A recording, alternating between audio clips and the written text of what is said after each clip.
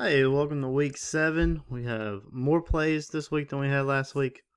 So we're just going to dive right into it. We're going to start with about 4 scrimmage kick plays. We're going to start from one outside the state of Georgia. So this is the rare blocked kick for a touchback. So that's what we got here. See, R blocks it, pick it up, and then they're going to fumble it out of the back of the end zone. You see it better here. Got a clean block. Possession, controlled, and he just drops it out of the back of the end zone. So this would be correctly officiated. This is a touchback. You don't see this a whole lot where you have a block kick by R that winds up being a touchback. It's usually going to be a safety or something like that. But this is one of the rare cases where you have it for a touchback. So let's kind of break down why. You got a block kick. Everything's clean. So we will look for, when we look for something like, if we're going to go for just, if it's going to be, basically he's going to muff it, or if it's going to be a clean fumble. Just like with a catch, we're going to look for possession and control. So we have those two elements. So there's possession. So we're looking for control. It's just, does he voluntarily move the ball? Whether it can be bringing it across his body, tucking it in. You can see he's tucked it in. So he has control of this ball, and then it comes out. So this is all a fumble. Momentum rule does not apply because he has possessed it, and now he's going to fumble it. And that's an incidental kick right there. Just a clumsy kid. Then it goes all the way back at the end zone. Now, if he falls on this in the end zone, then we still have a touchdown. But you see, it's going to go out of the end zone, out of the back of the end zone, so we have a touchback. Weird play. And then, let's see what we have on this other end. So referees, this is all going to be on you. The wings are not going to get there in time. So you got to be ready, kind of be aware. As soon as you see a block kick, you should be backing up toward the goal line, so that you can kind of see everything cleanly here, because we gotta see and make sure that ball was possessed, and then make sure you fumbled it, make sure it wasn't just basically just muffing it around. So if he does not possess this cleanly, then you still have, a kick is a kick is a kick. So it would still be, so then you have a safety. But as it stands now, possession, fumble, back of the end zone, touchback.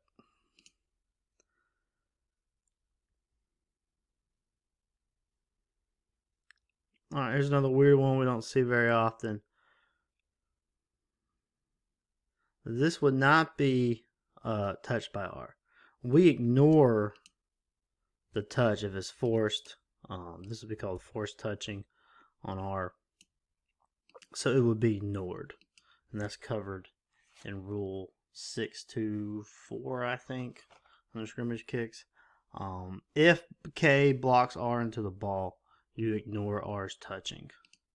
So then what would you do with it? So he pushes him into the ball. So you just ignore it. No beanbag or anything, because it's still just a kick. Kick is a kick is a kick. So we would just down this. The ball is just down where he touches it.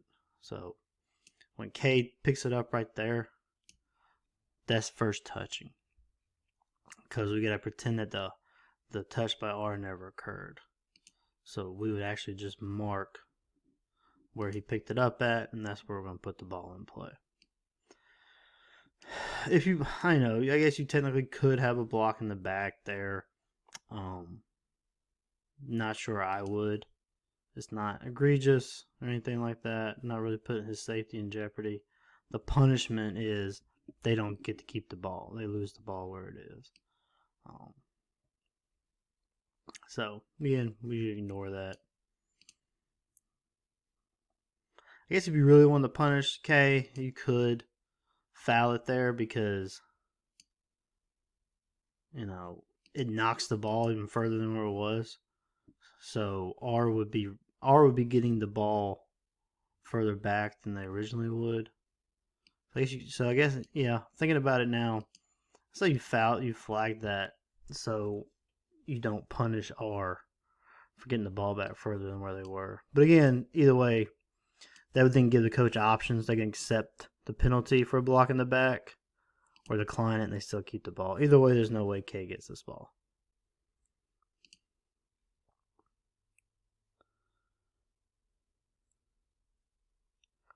Remember, crew of 6 field judge, you were to be 9 yards wide, 5 yards back. And you want to maintain at least that 5 yards back.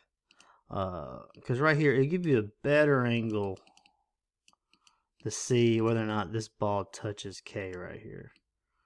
Because if it touches K, then we got to beanbag it, and R will get the ball where they could get the ball where it touched K. So we want to be a little bit, keep that 5 yard back, and get a better angle there, and make sure it touches, or doesn't touch K. It just puts us in a better position.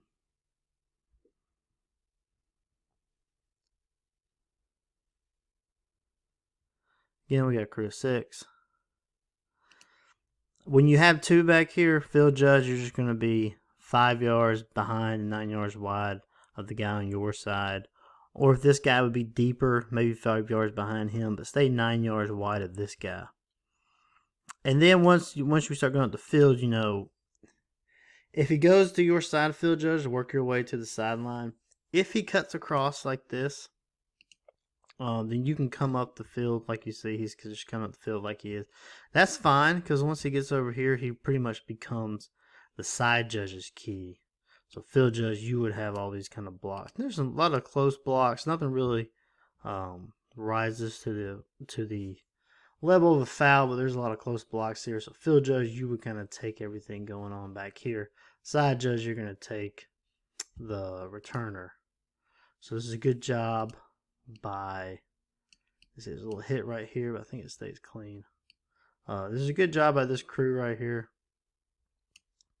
Good 6-man mechanics by the deeps here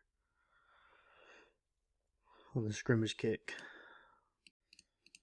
Alright, there's been some discussion about in high school when a quarterback slides, where is he down at? Now remember, in high school, our rule is different than college NFL. In college NFL is where he begins to slide because he's essentially given up. We don't have that rule in high school. In high school, the rule is, just like everything else, he's down where his knee hits the ground. So here, he gives himself up, but he will be down right there where the ball is when his knee hits the ground.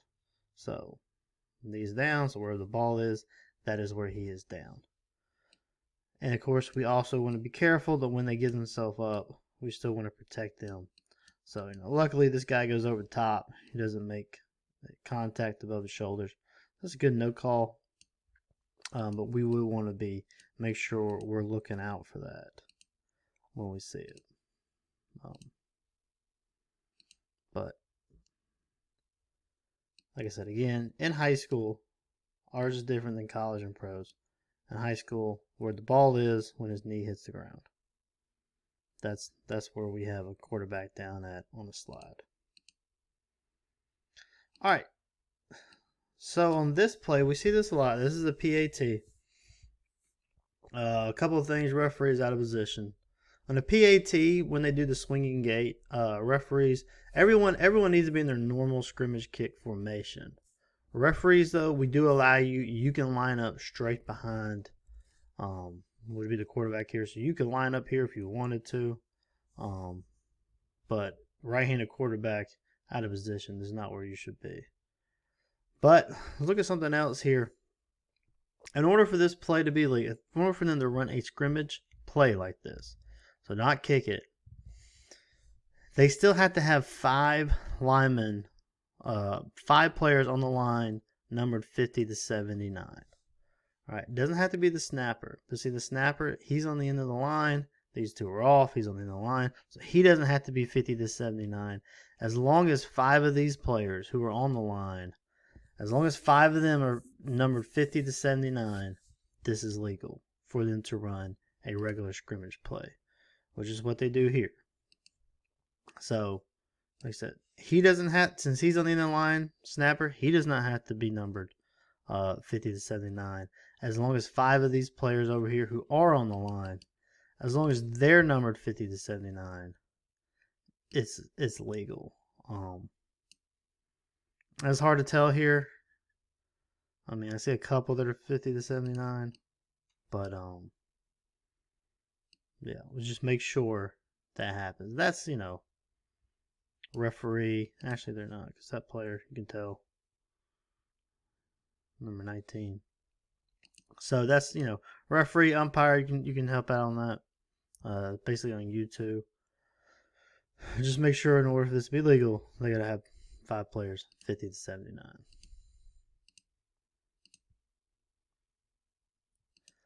All right. This is a design play to be, what they want to do in this play is they want to snap the ball, but only the wide receiver moves, which is legal. And once they snap the ball, anyone can move. No rule that states once the ball snapped, every player has to move. But this is considered a trick play, so our kind of mantra on trick plays, they have to be perfect, pretty much. And this one, a couple of things here. Number one, he has to be set. 2-point stance, you see, got to be down and set. So you see he's going down when the ball is snapped. So automatically that's a flag. But that would be a live ball foul. But this wide receiver, he does move too early. You see he's already started his movement when they snapped the ball. So it was correctly flagged. Just remember, when they do trick plays like this, it's got to be perfect. Also on this, you remember, it's not, coaches don't have to tell us that they're doing plays like this. They don't have to. We like it as a courtesy just so we can keep an eye out for it. But they do not have to tell us. And honestly, when in my pregame meeting with the coaches, I don't ask.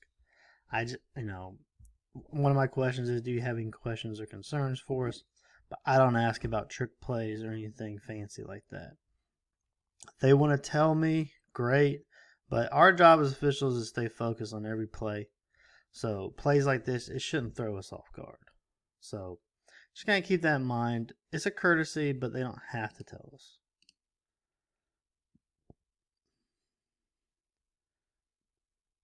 Now we've been talking a lot about crew of 6, these on the end line. I thought this was a good job here, fairly good job by the deep here. Coming down as far as you need to make sure you have eyes on it, but you don't have to come all the way down. You still want to keep a good distance, a good angle. And he comes set. That's another thing too. Drift down as much as you can, but when you get ready, where you have to make a call or make sure everything's good, try to get still and set so your eyes aren't moving. He does it at first, but then he moves, which is fine. But try to be as set as you can. But distance, he comes down off pretty good, because the end line is a threat right here, so he comes off the goal line like he should. Maybe a little bit further back, he would have been better, but pretty good mechanics still, as I know we've been talking about that the past few weeks.